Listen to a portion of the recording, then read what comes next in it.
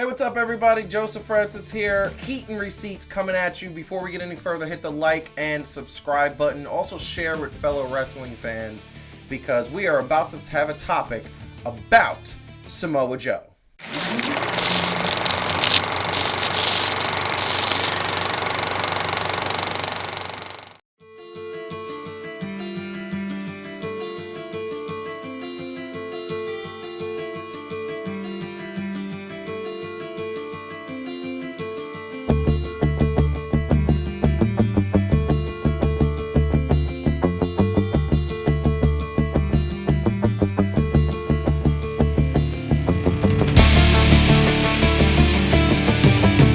So we are hitting on episode about Samoa Joe. As you can see, I have the Samoa Joe t-shirt. Before we go any further, we want you to follow us on social media, Heat and Receipts, on Instagram, Facebook, and Twitter. Breaking news, photos, opinions, every types of things are going to be on there. So we definitely want you to follow us there. But we are talking Samoa Joe. A couple of weeks back, he was released for unforeseen reasons. He was a successful broadcaster and a successful wrestler. We all know Samoa Joe is the real deal. Never held a heavyweight title. I think it's safe to say our panel is going to not be happy about it. So the one thing I'm going to say is what in the heck was WWE thinking here? Like, this was not good.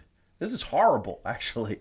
It's a little insane when you have a talent who is not only one of the top wrestlers out there with a fantastic character, but he is, while he was injured, an amazing broadcaster. Very much. And you would think that just for the sake of like it not going anywhere else, that WWE would have wanted to hold on to him. It gets Calvin real upset. Yeah. Either that or he got the vid. I'm sick thinking about it. So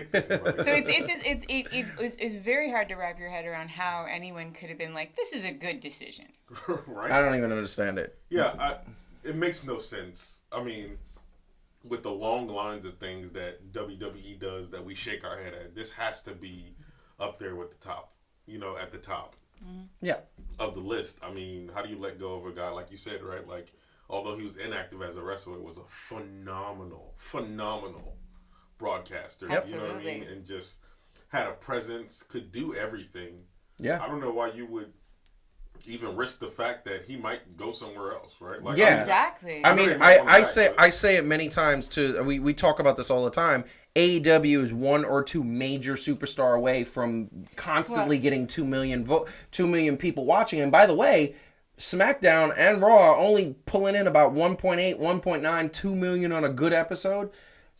Is Samoa Joe that dude? Is he I think the three people to go to AEW that would totally swing the pendulum in AEW's favor, I think it's CM Punk, number one, Brock Lesnar, number two, just because of him MMA and he's just huge, and Randy Orton. I think those are the three that you could see one day in AEW and they go, is Samoa Joe that number four? Well, actually, it's interesting that you say that because Jericho was being interviewed by the New York Post recently, about 2 weeks ago, and they talked about some of the releases from WWE.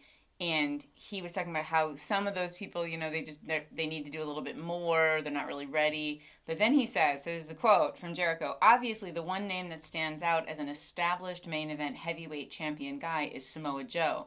Those guys have 3 months before they can go anywhere. But I'd love to see Joe in an AEW ring at some point. That's another dream match if you want to go there. I've never wrestled him. I think we had one little 3-minute shitty little match on Raw, and it was just kind of thrown away. And I didn't want to do it because I said this is a pay-per-view match. Yes, it is. But that's the WWE style. I think Joe and Jericho, Joe and Omega, Joe with Cody, Joe with put name here is a money match. Yes. Yeah. So when you hear Jericho talking like that, it's pretty clear that AEW has their sights on him. And the question is, does Cody Rhodes, the Young Bucks, do those guys have, like, Joe? And I'm going to say one thing. Cody Rhodes loves Samoa Joe. He said it in the past, and he loves what Samoa Joe brings.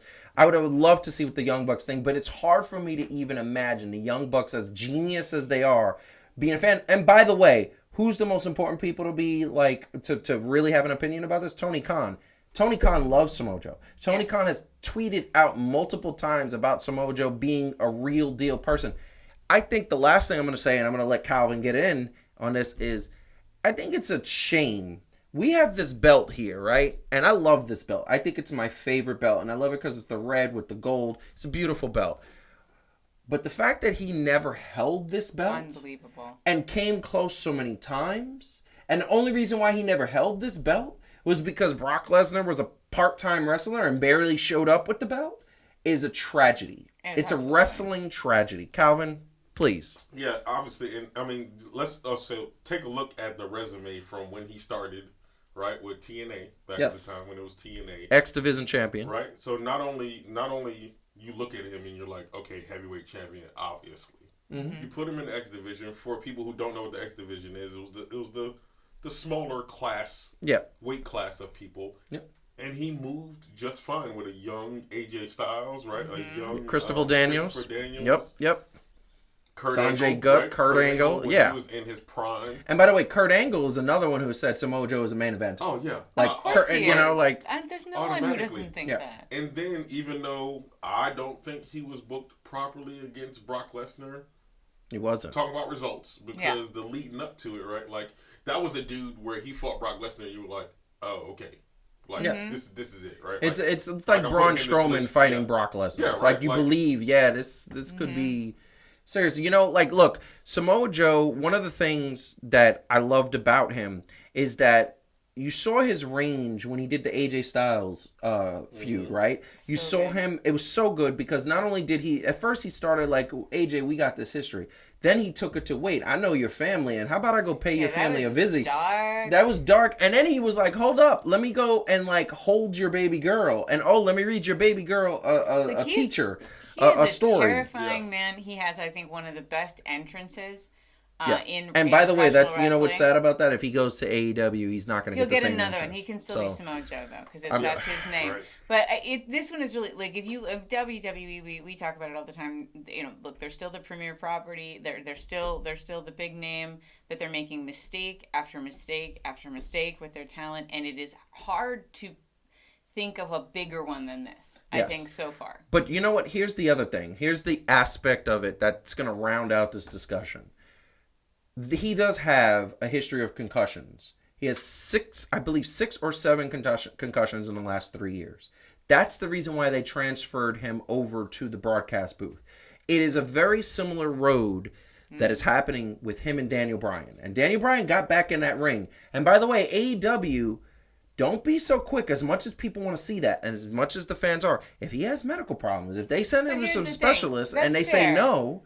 That's fair, but if it is a question, they were still foolish to take this route. If there was a possibility of Joe returning into the ring, they could have had him at the broadcast booth. They could have done what they did with Daniel Bryan and make him a manager of one of the shows, right? Yep. Like he is he's such a talented actor. Yeah. He's so knowledgeable. I mean, like listening to him and commentate on these are guys. It's not like, oh yeah, Corey, you wrestled like way back, like these were all guys Joe had wrestled, right? Yeah. Like his point of view was so interesting. So it's like if there's even the possibility Joe can get back in a ring, you hang on to him and you use him in all these other ways and you wait it out. Yeah. Like and this is foolish. I want to say something, Calvin, you get in after this. Here's the other thing too. One of the most interesting moments of the Raw in the last year was when Seth Rollins came over with Buddy Murphy on the other side, and they were about to attack Joe. And if you notice, both of them backed off and said, "Hold up, this is Joe. We're messing with Byron Saxton and Michael, and it's a total different situation." And Tom Phillips, right? Tom Phillips, yeah. And the thing that I'm going to say last, and this might be my last point about this, is that so you got the broadcast booth the way it is now. I like Byron and Corey being together. Yeah, Why couldn't you have brought Samoa Joe over to SmackDown with Michael Cole and the new guy? There's no question. What is his name? Pat? Pat McAfee. Yeah. Pat McAfee. Yeah. And you could have Pat McAfee be that guy. And you know what would have been a fun dynamic? The fact that he would have been able to call the Samoan head of the table. Now it's the Samoan. That'd be very interesting. Like, I just don't understand. They had so many situations here that they could have used Samoa Joe for, and they don't, and they didn't. I have to say my last comment about this is and I said this before we started filming, that one of the people I feel the worst for in the last year plus of decisions WWE has made is Triple H. Yeah. Because you know that these decisions are killing him. You know this is not how he would run this company. You know how much he believed in Joe. And so much of the other talent from NXT that it's getting booked terribly now that they're on Raw and SmackDown. I cannot imagine that man's frustration with the talent that he is identifying and developing, and they are squandering. Yes. So it's ridiculous. Calvin, what do you got to say about all that? Well, and I agree with your point from WWE stance about that, and you got to kind of flip a coin with that. But I will say, they had that same thought process with Sting. Yeah. And AEW was able to successfully. And look how that worked out. Yeah, you managed it, right? Yeah. So yeah, you might. That was a great match. One of the best matches in 3 years. That was a great match with a real old dude and a very dangerous young man, and they made it work. Yeah. Right. Like so yeah, you can manage it, but yeah, I think the bottom line is definitely if you're going to take a chance on somebody, it's Samoa Joe. Look. Right? 100%. If there's a chance he can wrestle for you again, you don't let him go, because you can't assume that we're gonna let him go and then eventually he'll come back later. Like the trajectory that AEW is on, don't bet on the fact that when you're ready to have Joe back, he wants you. Yeah. So I'm gonna say this, and obviously all the people that were let go recently, including Samoa Joe, they have the 90-day non-compete clause. They can't sign anywhere until August 12th. That is the 3-month period. Don't be surprised if that following Wednesday, also being that they have a new show coming in January, don't be surprised that following Wednesday or soon after, we're going to see like some vintages of something mysterious, and it's going to be Joe. I just want to say, Jon Moxley, Miro, Andrade, Brody Lee. I mean, now Joe. I don't understand WWE at all. Like, I don't know what you're thinking. Every single person they let go ends up going on to greener pastures with better character development, better storyline, and better matches. Yeah. So that tells me, to your point, Calvin, right? It's the creative. It's creative. That they don't know what they're doing. Yeah. They don't know what they're doing. No. It's very sad.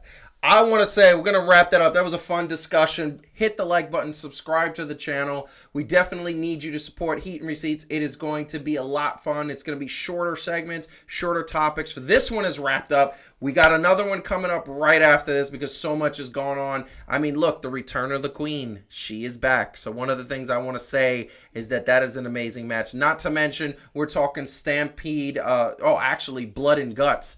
Inner Circle, one of the best matches I've seen in a long time. So be on the lookout for those videos. Like this one. Share this one with any wrestling fans. Follow us at Heat and Receipts on social media, Instagram, Facebook, and Twitter. And make sure you leave a comment below because we want to see what you think about our comments and whether you agree, disagree, whether you think it's totally ridiculous or you're totally with us. We love it. Fan to Fan presents Heat and Receipts.